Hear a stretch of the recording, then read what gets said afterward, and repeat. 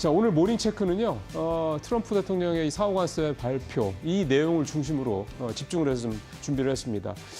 자, 트럼프 대통령이 조금 전입니다. 우리 시간 오늘 새벽 5시부터 시작을 했는데 상호관세에 대해서 부과를 하면서 보였던 여기 이제 리시프로컬 이제 테리프스로 해서 상호관세 쭉 이렇게 나와 있습니다. 이 얘기는 제가 좀 이따 설명을 좀 드리도록 하겠습니다.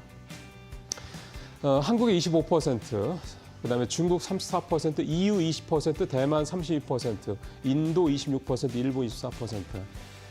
여기 지금 나와 있지는 않습니다. 영국 같은 경우 10%였고요. 싱가포르라든가 일부 국가들 10%대 국가들도 있습니다.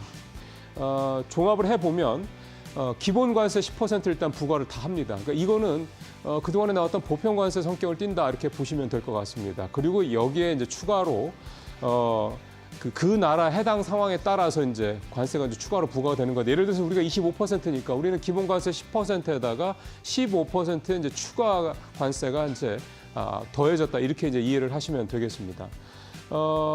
그다음에 이제 캐나다, 멕시코는 기존의 25% 관세 그대로 이제 유지가 되기로 했고요. 일단 이번에 상호관세의 대상 국가에서는 빠진 겁니다. 기존의 25%가 그대로 적용되고, 다만 중국은 기존의 10%, 20%가 이미 있었고 거기에 34%가 이제 추가가 되니까 베센트 장관이 오늘 트럼프 대통령 기자회견 다음에 얘기했던 것처럼 총 54%가 될 것이다. 이제 이렇게 얘기를 했습니다. 그다음에 이제 대미 흑자 규모라든가 그 나라와의 동맹 관계 이런 것들을 좀 따져서 이렇게 관세를 부과했는데요. 상징적으로 영국이 10%라는 거는 미국과의 동맹 관계가 가장 긴밀하다 이런 해석을 해볼 수가 있겠고요. 일본 같은 경우 24%라는 거는 비교적 일본하고도 괜찮다는 얘기가 되는 거고, EU가 그동안에 트럼프 대통령이 EU에 대해서 굉장히 강력한 그런 경고음을 여러 번 날렸음에도 불구하고 20%를 부과하기로 했다는 얘기는 그만큼 상대적으로 다른 나라들에 비해서는 미국과의 이 어떤 동맹 관계가 더 이제 가깝다, 더 깊다 이렇게 이해를 해 볼 수 있는 대목이라고 볼 수가 있겠습니다. 아쉬운 거는 우리나라죠. 사실은 우리나라는 미국이 FTA를 체결한 몇 안 되는 나라 중에 하나입니다. 미국이 이번에 잠시 후에 또 말씀을 드리겠습니다만 우리가 가서 열심히 이제 설명을 했음에도 불구하고 우리가 미국과 FTA 협상국이라는 거, FTA를 체결한 국가라는 데한 부분은 그다지 이렇게 많이 반영이 되지는 않았다 이렇게 좀 생각을 해 볼 수도 있겠습니다. 그리고 이제 기본 관세는 이제 5일부터 이제 부과가 되고요. 국가별 관세는 9일부터 부과가 되니까 우리 기준으로 본다 보면 이제 현재 시각이 이제 5일이니까 우리 시간으로 따지면 이제 6일 정도가 되겠죠. 이때부터 이제 우리가 그동안에 미국에 수출하는 모든 상품에 대해서 10%의 관세가 이제 기본적으로 부과가 되고, 그다음에 나흘 뒤인 10일부터는 여기에 이제 15%가 추가로 부과가 된다. 이제 자동차 같은 경우 대표적으로 이제 25% 관세가 부과된다 이렇게 보시면 되겠습니다. 다음 장 한번 가보겠습니다.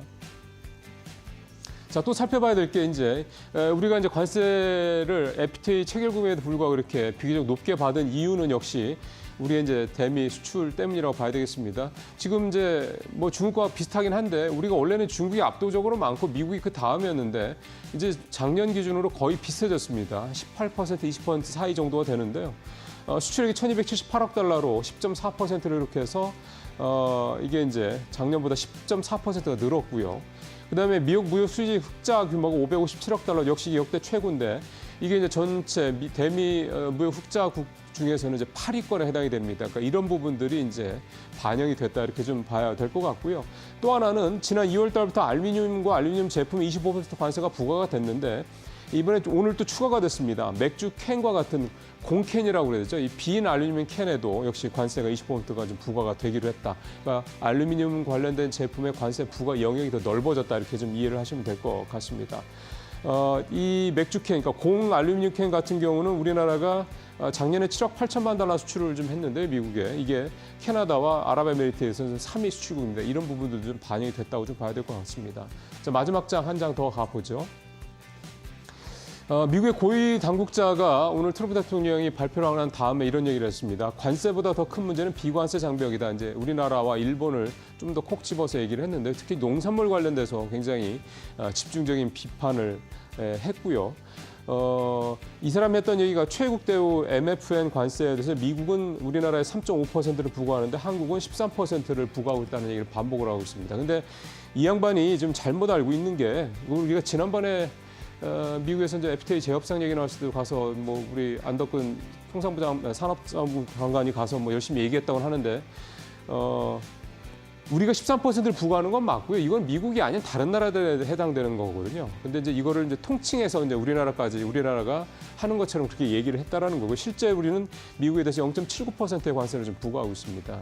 이런 부분들에 대한 어필이 별로 그렇게 안 먹히고 있다. 왜냐하면 이 사실을 뻔히 알면서도 계속 이런 얘기를 공개적으로 한다는 얘기는 결국 한국에 대해서 뭐 더 이제 표현이 조금 강하긴 합니다만 뜯어낼 게 더 많이 있다. 특히 농산물 쪽 관련해서 뜯어낼 게 더 많이 있다라고 좀 본다라고 봐야 될 것 같습니다.